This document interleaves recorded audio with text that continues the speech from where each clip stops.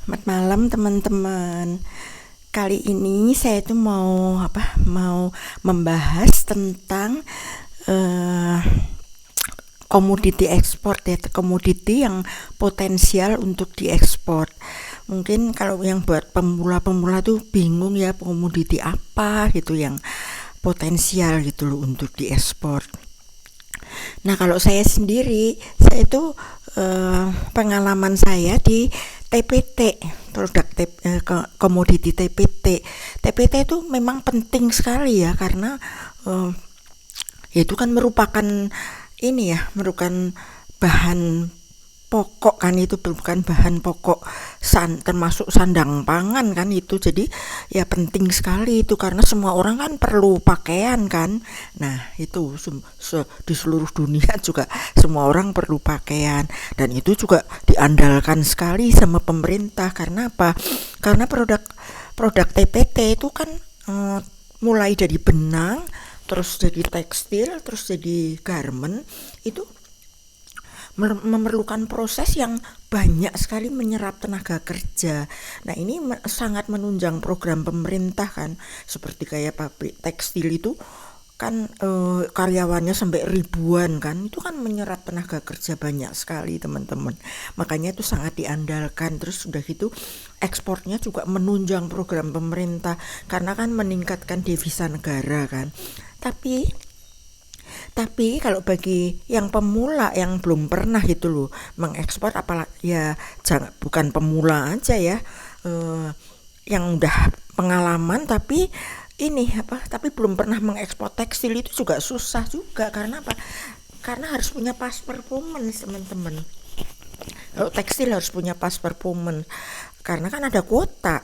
Nah itu teman-teman, makanya komoditi apa gitu kira-kira. Nah saya eh, waktu saya udah keluar dari kerja itu tuh saya pernah menawarkan barang. Itu kebetulan saya punya teman baik ya, buyer Givi namanya. Ini apa, perusahaannya tuh Givi di Perancis. Itu saya memasarkan kerajinan ini pajangan teman-teman, yang dari bahan baku itu buah-buah rotan bagus sekali. Itu teman saya yang produksi, tapi teman saya yang bikin, tapi ini apa, saya yang memasarkan gitu, kita kerjasama. Nah tapi Givi itu ini apa, memang Givi bilang bagus sekali ini produknya, tapi ini apa, kendalanya begini teman-teman. Buah-buah itu apa, pajangan itu ya barangnya terlalu fragil, jadi eh, mudah rusak gitu kan, apalagi dalam perjalanan lama gitu. Nanti kan digoncang-goncang gimana ya, mudah rusak, jadi terlalu fragil.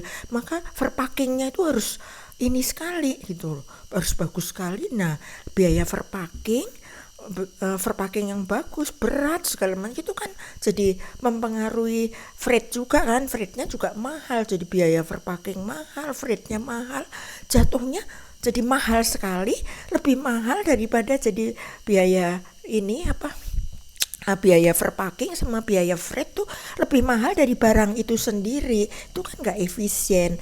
Maka Givi itu ngasih advice gitu sama saya, coba kamu bikin barang ya dari tekstil gitu. Tekstil tuh kan gampang di ininya apa, di verpackingnya kan nggak susah. Ini apa, dari tekstil yang ini apa, artistik, tapi yang artistik, yang fungsional dan reguler gitu. Coba kamu pikirkan buat barang itu gitu loh. Itu di verpackingnya lebih gampang. Jadi harganya gak terlalu tinggi gitu. Kalau ini kan harganya tinggi sekali juga, ya buyer juga sama aja gitu. Mereka kan beli juga untuk dijual lagi kan teman-teman gitu teman-teman. Jadi waktu itu saya mikir, terus saya tuh bikin itu kan, saya banyak ngasih tutorial mengenai bikin pegangan panas fancy itu, sempal kayak bentuknya ayam, bebek, nanas, anggur, terus kelinci segala macam kan, saya banyak bikin tutorial itu. Nah itu potensial teman-teman, di verpackingnya gampang, dan itu barangnya ya artistik, fungsional, reguler, memenuhi kriteria yang Givi advice kan. Terus udah gitu lap-lap tangan itu juga sama kan, itu juga barang fungsional, artistik, reguler gitu kan. Jadi itu juga memenuhi kriteria yang seperti diadvisekan Givi itu. Jadi saya bikin itu, saya banyak sekali, coba teman-teman jajakin gitu loh, bagus itu potensi. Sekarang kan UMKM itu kan banyak itu, ini apa, mendorong kan, didorong untuk mengekspor tanpa PEP karena jumlahnya kecil. Terus udah gitu bisa advance payment, nggak usah pakai LC, kecuali kalau yang besar, ekspor yang besar-besar itu kan harus pakai PEP, harus harus pakai LC. Nah ini enggak, kalau yang coba teman-teman minta ini apa advice-nya sama pembina-pembina UMKM, terus produknya coba teman-teman jajaki, itu bagus sekali. Dan lagi saya kan bikin video-video short itu loh, yang legenda-legenda cerita itu ya, yang itu sebetulnya yang saya tonjolkan juga gitu. Yang saya tonjolkan tuh patchwork, panel-panel boneka-bonekanya itu teman-teman, yang saya tonjolkan itu. Karena apa? Kalau orang udah membuat sekali itu langsung kreatif gitu loh, langsung ini apa berkembang gitu, kreasinya tuh langsung berkembang. Dulu juga gitu, saya asal mulanya tuh bikin gajah, bikin yang simpel-simpel gitu, beruang, tapi lama-lama kan berkembang. Nah itu makanya coba teman-teman, saya sengaja itu hasil pemikiran itu teman-teman. Sebetulnya kan asalnya juga saya bukan itu, asalnya kan saya memasarkan produk itu, produk yang pajangan yang dari buah-buah rotan itu memang bagus sekali, tapi kan ini apa biayanya kan nggak ketutup gitu loh, biaya verpacking sama ini apa sama biaya transportasinya tuh jadi nggak tertutup gitu, karena fragil barangnya. Nah ini coba teman-teman jajakin ya, karena sekarang misalnya terus kita beralih lagi ya, ini kan tadi tekstil, terus misalnya produk-produk pertanian, komoditas kan banyak sekali itu komoditas. Sekarang misalnya produk pertanian teman-teman, produk pertanian tuh memang itu juga dibutuhkan, karena kan di luar negeri itu buat obat, industri farmasi banyak ya, untuk obat-obatan, untuk apa gitu kan, kayak jahe, terus palawija itu ya.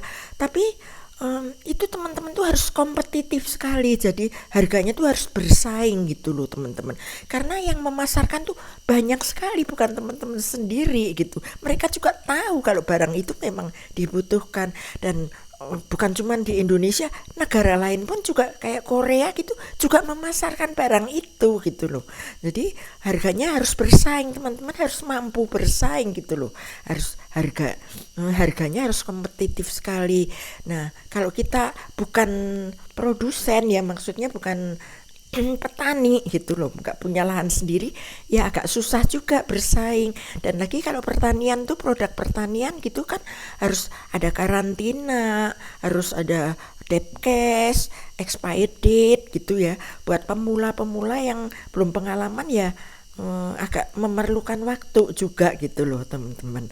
Nah saya kira cuman segitu, coba teman-teman jajaki dan lihat produk-produk saya ini apa, tutorial saya mengenai ini apa, barang-barang reguler itu yang saya tutorialkan ya, barang-barang reguler yang artistik, fungsional, itu saya banyak memberi tutorial. Dan juga video-video short saya itu mengandung arti semua itu sebetulnya. Itu yang saya tonjolkan sebetulnya ya panel-panelnya itu, patchworknya itu loh. Selamat malam.